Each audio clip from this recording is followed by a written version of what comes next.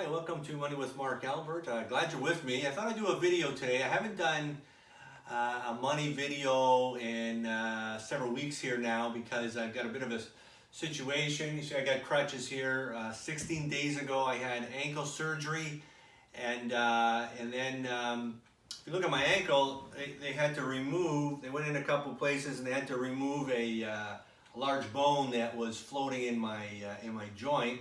But the ankle's still swollen. It's been 16 days, and I was talking to my brother on the weekend, and he said I should ice it. So I have been icing it, but not in ice water. He said that'd be one way to get the whole foot. So I started icing in ice water, and hopefully that'll bring the swelling down a bit.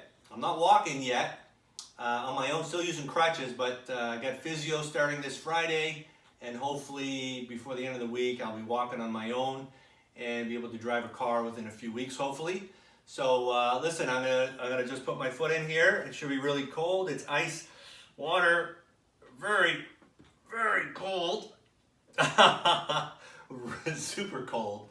But listen, just wanted to let you know I've got videos coming up, and I'm gonna do one on the U.S. Federal Reserve. They had a rate announcement last a few weeks ago, but in terms of the impact on what's going to happen in Canada, and we got a Bank of Canada update coming up soon, and there's some mortgage things. After the federal election, we're going to know more in terms of what's happening for first-time home buyers, because between provincials, the Conservatives and the Liberals, they both have different views on what they want to accomplish. Listen, I just wanted to give you an update. I'm doing well. Thank you for being loyal to my channel, and we'll look forward to seeing you soon.